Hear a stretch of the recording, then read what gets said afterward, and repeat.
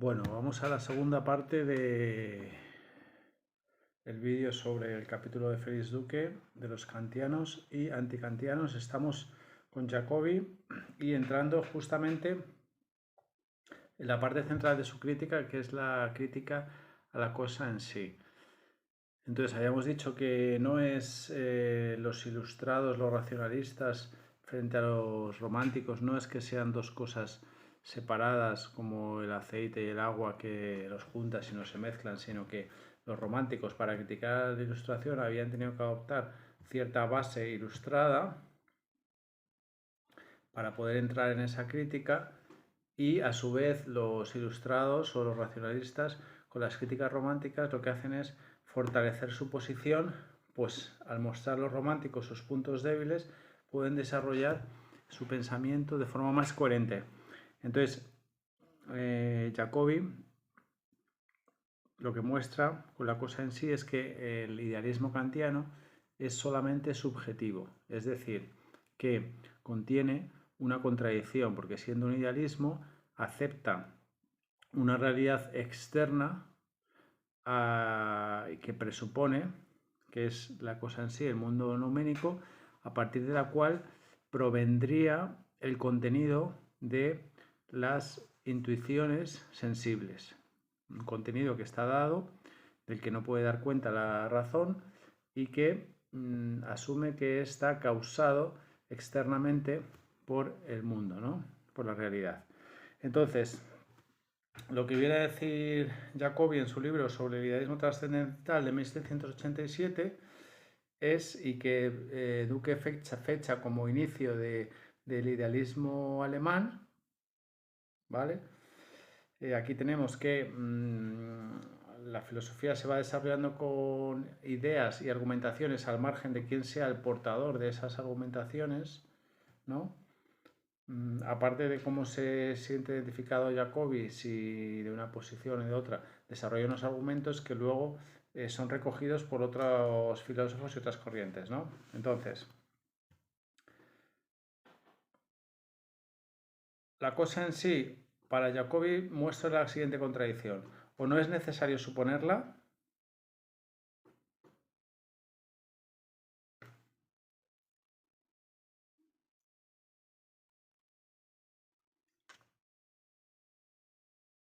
perdón, o es necesario suponerla, ¿vale?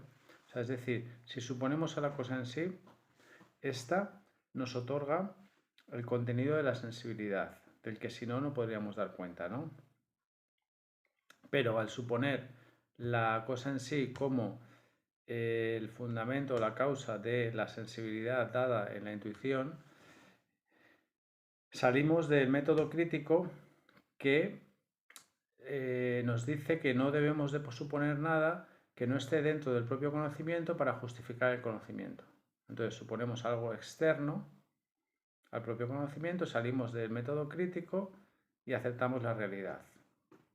Bien, si no fuese así, si no supusiésemos la cosa en sí, ¿vale? Nos mantendríamos dentro del método crítico, el conocimiento daría cuenta de sí mismo sin presuponer una realidad externa, pero entonces, dice Jacobi, no se entendería la filosofía de Kant, pues no se sabría de dónde procede el contenido sensible que está dado a la experiencia.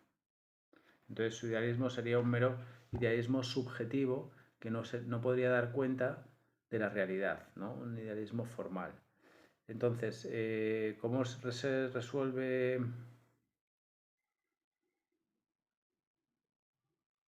Bueno, aquí habría que decir una cosa que, bueno, pues luego es por donde va a caminar Reinhold y Maimón, ahora lo vemos, que es que, bueno, es subjetivo, pero contiene una objetividad, bueno, como un alegato, vamos a hacer un pequeño alegato a favor de Kant. Sí, es un idealismo subjetivo, pero que contiene una objetividad que es universal. Entonces ya tenemos constituido la propia objetividad que necesitamos para la vida y para la ciencia y para todo. O sea, es decir, no hay mayor objetividad que esa, ¿no? De hecho, la única salida que ahora lo vamos a ver que tiene esta contradicción es decir que no hay más realidad que la realidad que es del conocimiento, ¿no? Entonces, la contradicción kantiana se resume para Jacobi en que hay un presupuesto realista que se pone para dar cuenta del contenido sensible del conocimiento dado en la experiencia, dar cuenta de él, decir que viene de la realidad externa. Esto es como una fidelidad que tiene Kant hacia el principio empirista, ¿no? Pero por otro lado, Kant ha dicho en su propio método que el idealismo es crítico en el sentido en que da cuenta de la objetividad desde el pensamiento mismo, sin salir de él, ¿no? Entonces, bueno, aquí ya vemos lo que estábamos diciendo, que la única salida a esta contradicción del idealismo subjetivo es que se convierta en un idealismo absoluto y que incluya el momento de la realidad externa dentro del propio idealismo, ¿no? Y que diga que toda realidad es la realidad dada al conocimiento. ¿Vale? Ahora lo vamos a ver esa evolución lentamente, cómo se va produciendo. Si no hace esto, si el idealismo permanece ser algo solamente subjetivo, entonces lo que le ocurre es que reaparece externamente la existencia del mundo como causa del contenido sensible del conocimiento, ¿no? Entonces, bueno, pues no basta con decir que Kant es un realista, ¿vale? Como se dice, sino que hay que mostrar esa contradicción como Kant, siendo un filósofo trascendental, o sea, es decir, que está marcando la importancia del sujeto trascendental que conoce de forma a priori, pura y universal, como la condición de posibilidad de la experiencia y del conocimiento, y está destacando todo ese aspecto. En ese sentido no es ni empirista, ni particularista, ni realista. Sin embargo, cómo mantiene un principio de realismo, de empirismo, que le hace no ser consecuente. ¿Vale? Aún así, Duque nos dice que, bueno, a pesar de estas críticas, Kant sí tiene a partir de 1790 un triunfo y una extensión en Alemania considerable, ¿no? Pues por su, bueno, la potencia de su propuesta, ¿no? Entonces luego vienen tenemos a Reinhold, que es defensor de la filosofía de Kant y divulgador de ella. Él nace en 1758 y muere en 1823. Entonces, para Reinhold, la filosofía de Kant sirve para contener tanto el libre pensamiento de corte ateo, ¿no? El materialismo francés y esas historias, ¿no? Y por el otro lado también a los fanáticos religiosos, ¿no? Entonces él sí está de acuerdo con la defensa que hace Kant de la religión desde un punto de vista moderno, o sea, limitándola, en cierta manera estrechando su campo, pero haciendo que así pueda sobrevivir. Entonces, Reinhold enseguida entra en esta temática que hemos visto y ve que para que el criticismo kantiano se pueda mantener debe desarrollar una serie de elementos que están un poco, digamos, de forma bastante incoherente en Kant, ¿no? Entonces uno de ellos es buscar un principio unificador de todo el sistema, desarrollar el sistema de forma positiva, porque Kant había planteado las críticas como propedéutica, como forma de entrar, pero luego tenía previsto desarrollar el propio sistema, la metafísica de la naturaleza y la metafísica de las costumbres, y bueno, eso quedó un poco así como en el aire. Entonces digamos que su filosofía quedó demasiado demarcada como una filosofía crítica, ¿no? Solo como la puerta de entrada a lo que debía de ser un contenido que debía desarrollarse de forma, pues eso, más plena, ¿no? Entonces, Reinhold dice que a través de la búsqueda de un principio unificador se puede conseguir ese doble aspecto, ¿no? Por un lado, acabar con las contradicciones y los aspectos dualistas y por otro lado, dar ese sentido de completud al sistema, ¿no? Entonces, bueno, pues el principal dualismo con el que se enfrenta Reinhold es que por un lado tenemos la lógica formal, que es donde está el principio de contradicción, ¿no? Y luego por otro lado tenemos la lógica trascendental, cuya base son el principio de los juicios sintéticos a priori, que es la unidad trascendental o la unidad de la autoconciencia, ¿no? Bueno, entonces a ver cómo se resuelven esos problemas. Reinhold lo que dice es que hay que mantener el método crítico y ser consecuente con él, ¿no? Y esa va a ser la única forma de abandonar el realismo, tanto el realismo de un mundo externo que existe por sí mismo, como el espiritualismo, ¿no? Entonces el conocimiento se fundamenta a sí mismo desde sí mismo sin aceptar ningún presupuesto externo, ¿no? Entonces, aquí Duque dice que es como la actitud de la fenomenología, muy parecida a la actitud de la fenomenología de Husserl, ¿no? Bueno, hace esa analogía, ¿no? El principio fundamental de toda la actividad de la conciencia es lo que busca Reinhold. No puede ser un principio formal de la lógica formal, no puede ser el principio de no contradicción, porque es meramente formal, es simplemente la identidad del predicado con el sujeto. Debe ser un principio evidente, autodeterminante, y él lo nombra como principio de conciencia. Digamos que vamos a ver cómo avanza bastante en este tema, aunque no consigue completarlo, y luego serán otros autores que vienen después, ¿no? Entonces, principio de la conciencia es un principio inmanente y autoevidente. Y entonces ese principio lo que dice es que dentro del conocer mismo, del representar, de la conciencia, se encuentra la diferencia entre el representar, que es el aspecto subjetivo del conocimiento, y lo representado, que es el aspecto objetivo. Entonces, dentro de la propia conciencia tenemos la autoconciencia de sí y el contenido del conocimiento o de la conciencia, el objeto, ¿no?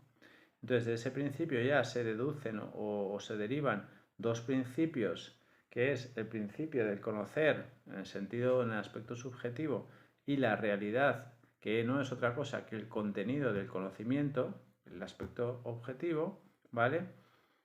Y entonces la cosa en sí no es más que la representación y la unificación de la objetividad y no es algo real externo, ¿vale?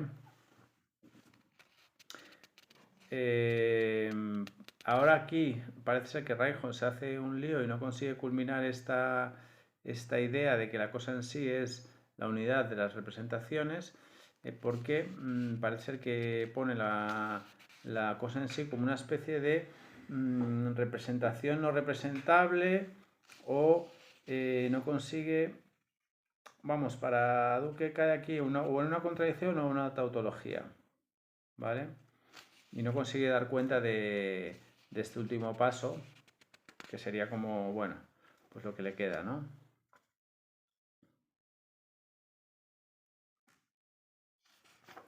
Bien, ahora tenemos a Schulz, que es un crítico de Reinhold, o sea, es decir, que es un crítico de la filosofía de Kant, y que escribe un libro, el Enesimedo, que era un escéptico del siglo I, y que es un diálogo escrito contra Reinhold, ¿no? Schulz fue maestro de Schopenhauer, del que también fue maestro Fichte.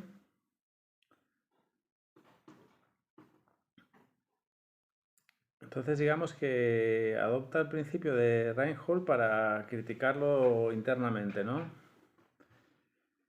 Dice que si el principio de conciencia es un hecho de la conciencia, entonces no puede fundamentar a la conciencia, o si por el contrario es un postulado, está más allá de la conciencia. No se cumple el principio crítico de que la conciencia da cuenta de sí misma, ¿no? Entonces, bueno, digamos que dice que no consigue Reinhold unificar el aspecto formal del conocimiento, la actividad, la subjetividad y el aspecto material, que es la pasividad, ¿no? Y le achaca a presuponer un principio de identidad, pero que luego se desarrolla como una diferencia, ¿no? O sea, que no da cuenta de cómo un principio único, sin embargo, se despliega como dos momentos que parecen ser antagónicos o diferenciados, ¿no? Bueno, entonces digamos que vuelve a desplazar, a llevar a Kant y a Reichhorn hacia la contradicción.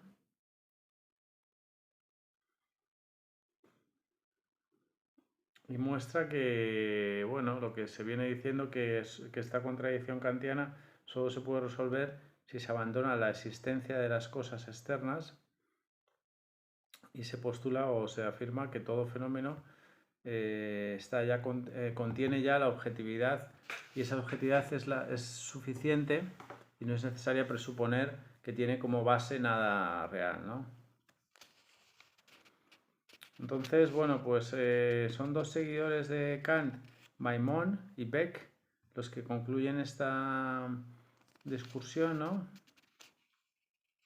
Maimón es la verdad que un personaje y un filósofo, bueno, un pensador muy interesante. Nace en 1754 y muere en 1800.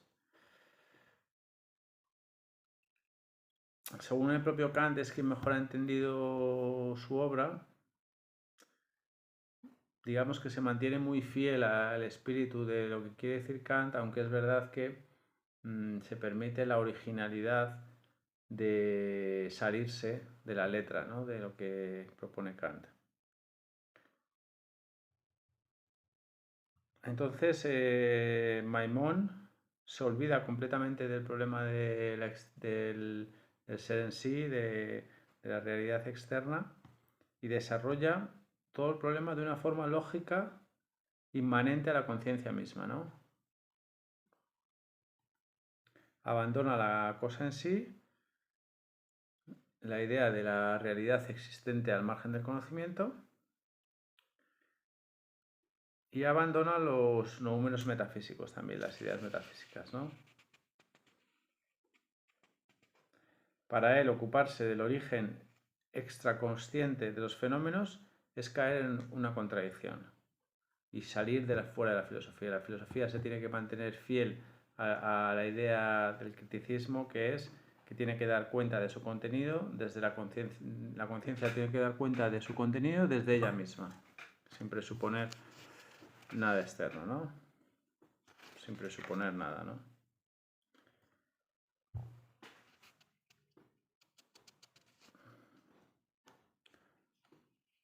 La cosa en sí, como cosa exterior, si fuese una cosa exterior y real, sería simplemente como los números imaginarios. O sea, es decir, algo que no tiene ningún sentido filosófico pensarlo.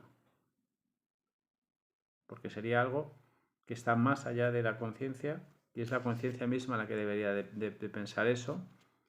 Y la conciencia no puede desde sí misma poner algo que no es ella misma, ¿no? Entonces, como cosa representada, ya dirige directamente la cosa en sí, no como algo existente al margen del conocimiento, sino directamente como una cosa representada y pensada. Entonces, la tarea del conocimiento es distinguir y unir como cosa o como la cosa, que es justamente un concepto de unidad, la multiplicidad de las representaciones en torno a esa cosa, ¿no? Entonces, la cosa no es más que una unificación de muchas representaciones o múltiples representaciones que tenemos de algo y es un concepto de unidad, una categoría, ¿no? Entonces, como categoría y como concepto de unidad es la universalidad lógica bajo la cual caen la multiplicidad o la particularidad. Entonces es una función lógica del conocimiento, ¿no? Entonces la única tarea que tenemos aquí es nos olvidamos ya del mundo, de los noúmenos, de todo, es explicar esta tarea lógica, o sea, esta actividad lógica del conocimiento, ¿no? Conocer es progresar en la subsunción de lo particular bajo lo universal, de lo dado bajo el pensamiento, ¿no? La cosa es simplemente la unidad lógica o universal, el concepto, que subsume las múltiples notas particulares. Entonces, ahora, el contenido, lo dado, es simplemente el aspecto pasivo, el aspecto material de la objetividad, lo a posteriori, pero que viene dado cuenta, o sea, que se da cuenta de ello desde el conocimiento mismo, ¿no? Lo activo es lo universal y lo a priori, y la unión entre ambos son funciones lógicas diferenciadoras de subjetividad y objetividad, ¿no?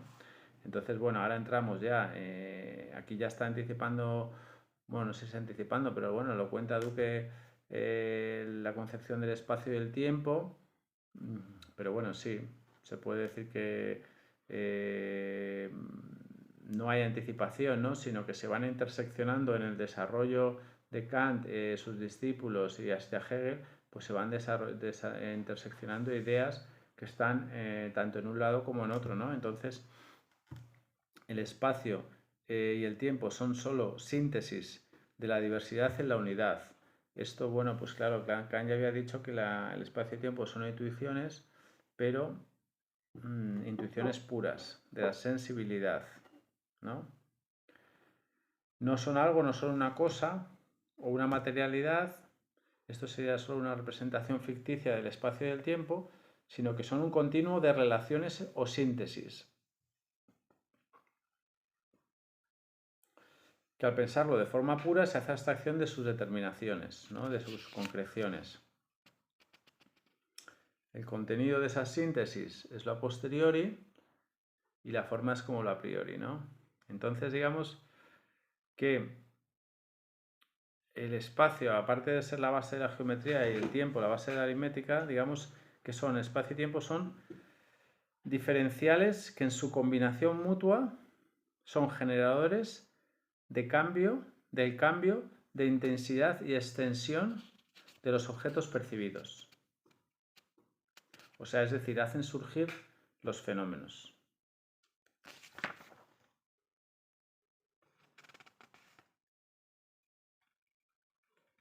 O sea, espacio y tiempo es aquello que abre y constituye la objetividad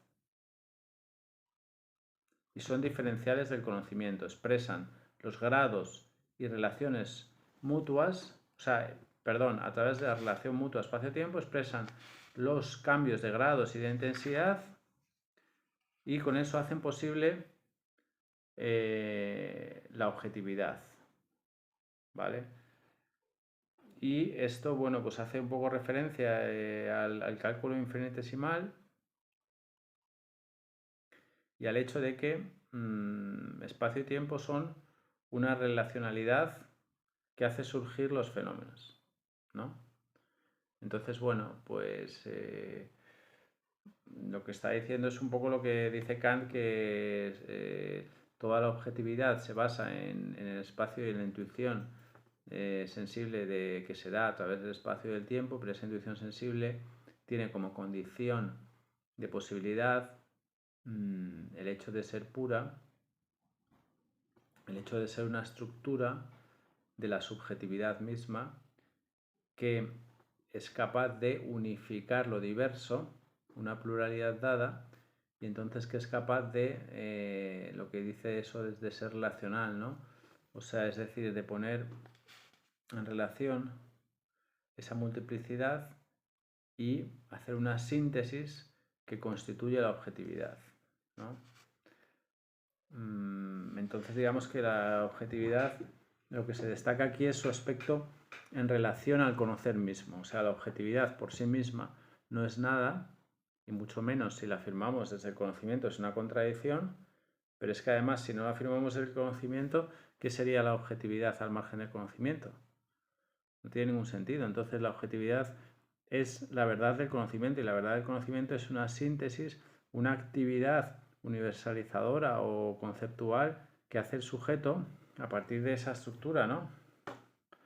Entonces, bueno, ese es el ejemplo de espacio-tiempo, que es un poco complejo, pero bueno, está muy bien que lo desarrolle.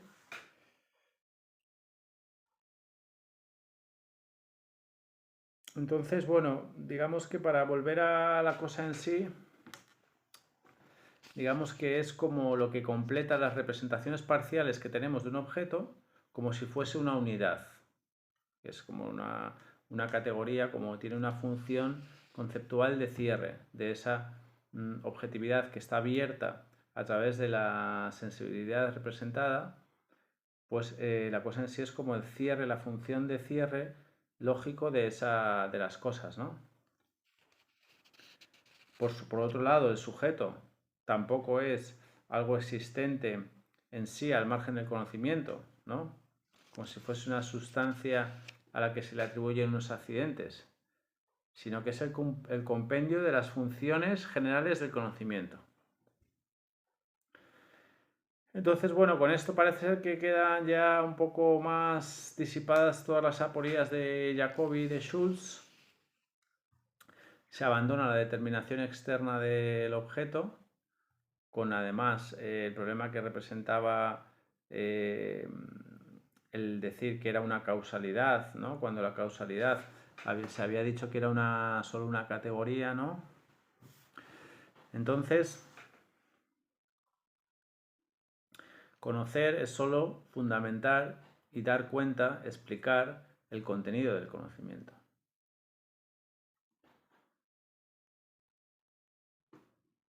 Exponer los términos que explican algo.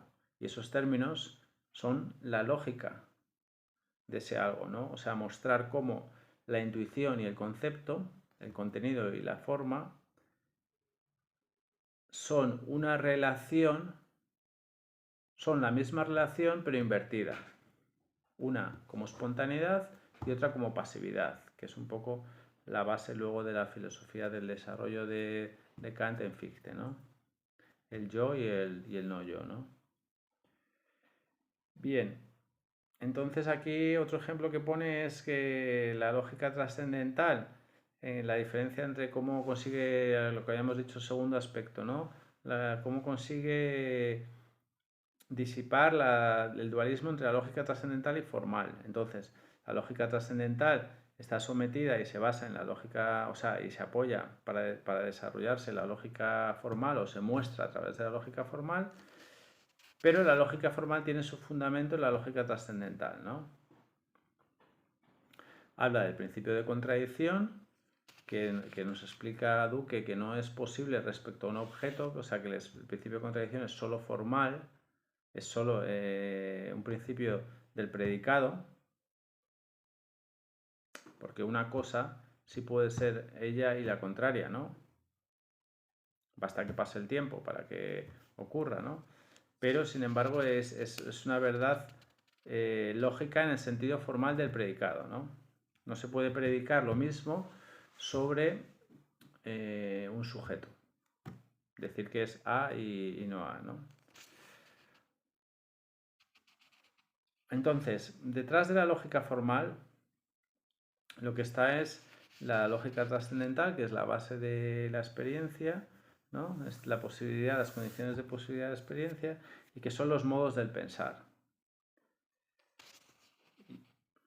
Entonces, esos modos de pensar dan cuenta en cuanto que dan cuenta del pensamiento, son capaces de explicar el conocer y la forma de darse de la objetividad en ese conocer, y eso es lo que se busca, ¿no?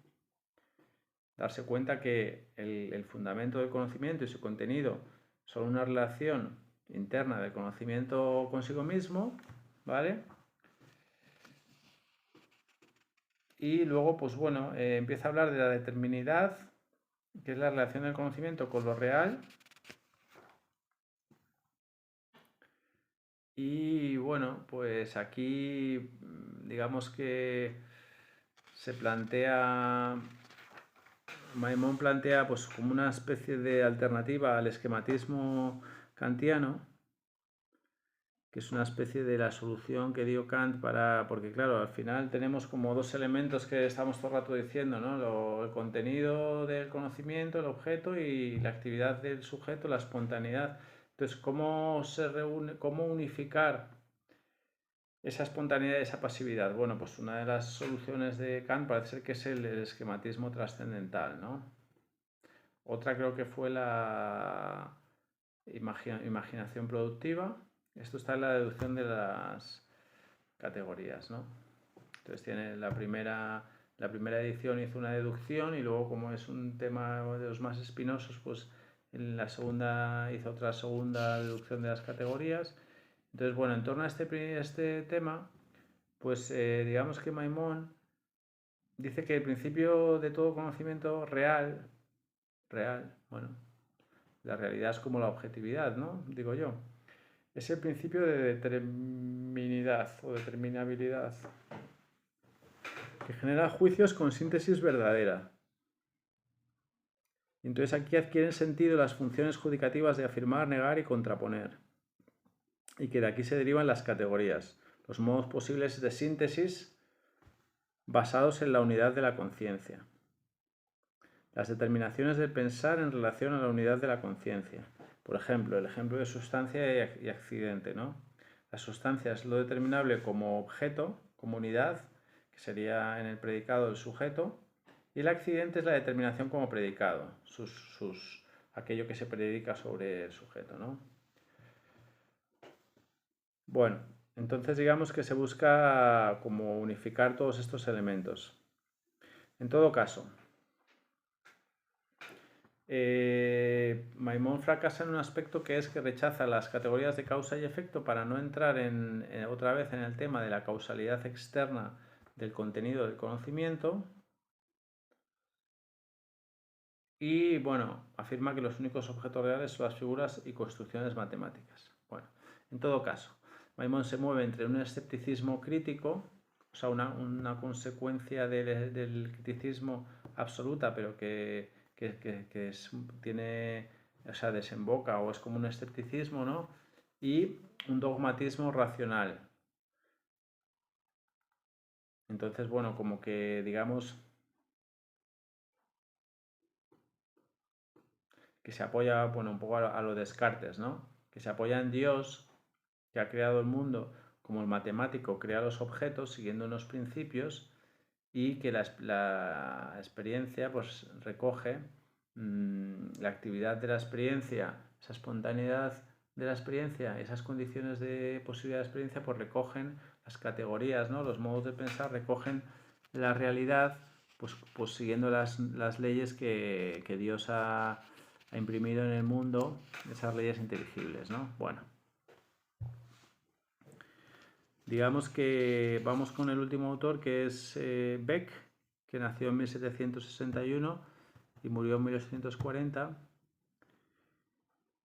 Fue un matemático y es el último de los kantianos. Parece que Kant mismo le encargó, él se propuso y Kant mismo lo aceptó, un resumen de su filosofía que hizo en 3 tomos.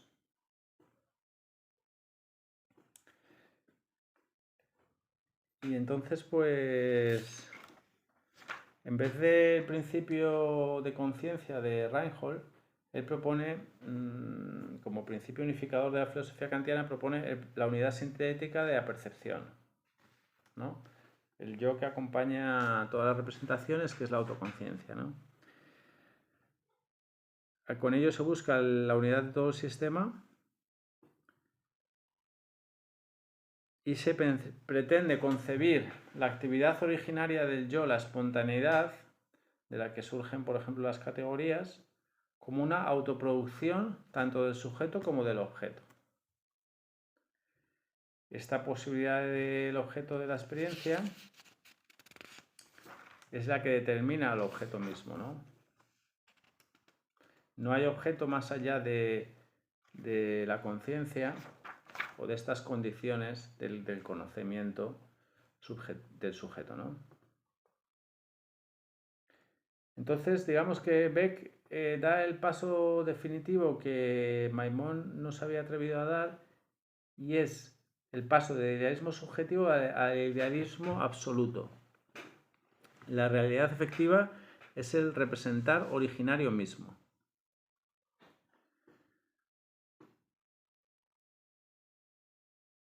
El concepto de objeto no es otra cosa que la actividad originaria sintética del yo.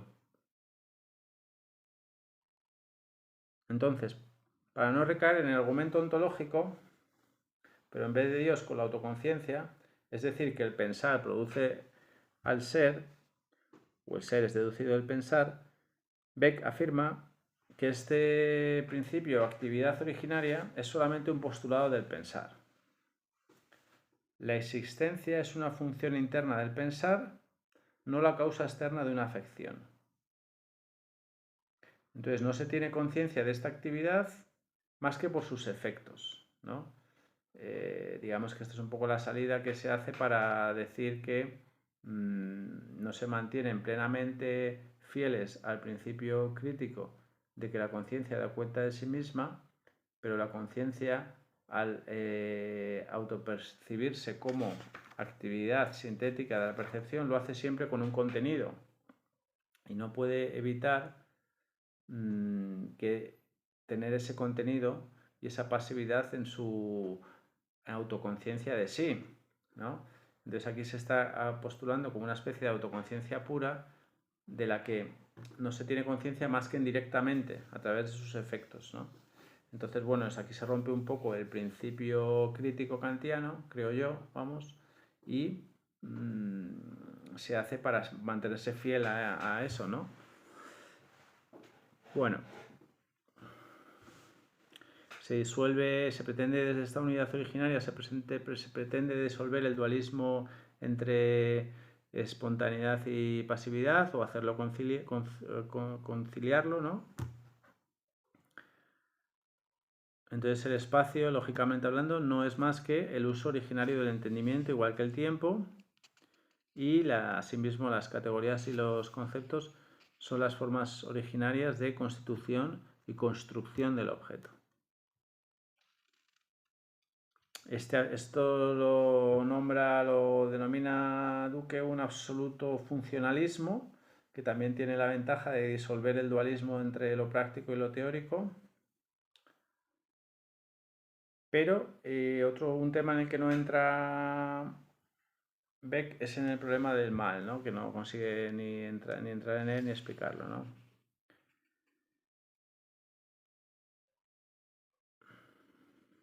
Bueno, entonces con este autor acaba un poco esta historia que, bueno, como se ve claro, ya aporta todos los elementos que están en la filosofía de Fichte, que es una filosofía que intenta ser consecuente con Kant,